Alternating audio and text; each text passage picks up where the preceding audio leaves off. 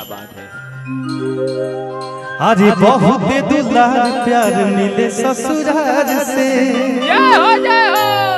जितना भी यूट्यूब पर भैया बानी लो सबके नतमस्तक प्रणाम बा। अब बरजेश जी के फरमाइश पे अर्ज बा हमार ई गीत कि बहुत दुलार प्यार मिले ससुराल से। बैठ जा बैठ। अरे घूंघट में चलता है फिर भी है पहला चारों उजाला। होश न खुद कहीं जोश में देखने वाला। कहे के बाद वो रतिया कहा दिया कि बहुत दुलार प्यार मिले ससुराल से। आ घर हमर भरल बस पर स्टार से। कि एगो पे भेजे सएगो आ घूमे कुर्ता झाड़ी हो। वाह अब ये छोटुआ से मावा दे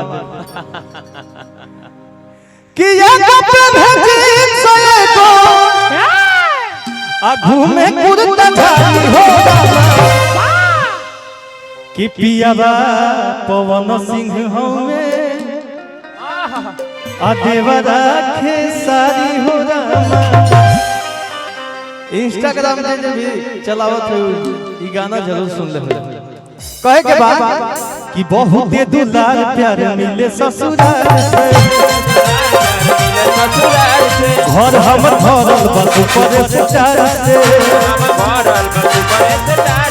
बहुत दुलार प्यार मिले ससुराल से। घर हमर भरल बस पर स्टार से। एक पे भेजे सएगो घूमे कुर्ता झाड़ी हो। एक पे भेजे सएगो घूमे कुर्ता झाड़ी हो।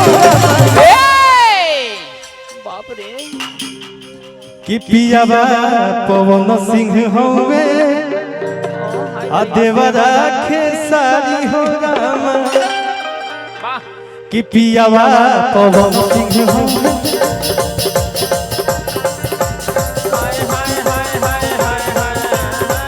पियाबा पवन सिंह हवे देवरा खेसारी हो रामा।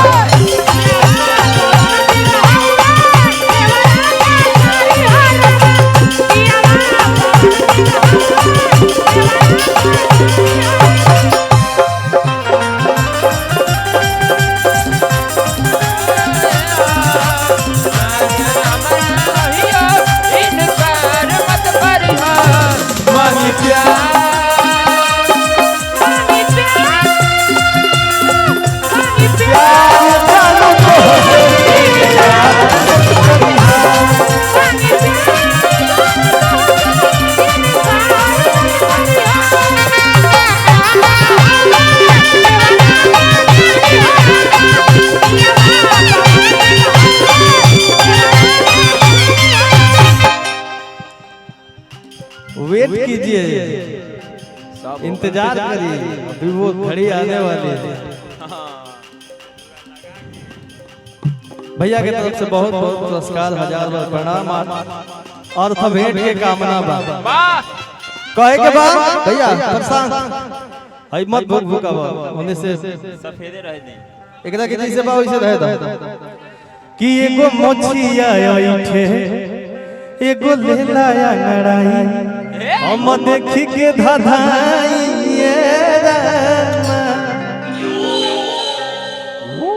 कि एगो ही पिया झारेला एगो मुसुकी मारेला करी के तना बड़ाई रामा। कि पावर स्टार को आ दूसर ट्रेंडिंग धारी हो रामा। कि पावर स्टार को दूसर ट्रेंडिंग धारी हो रामा। पियाबा पवन सिंह हो पियाबा पवन सिंह हो देवरा खेसारी हो रामा।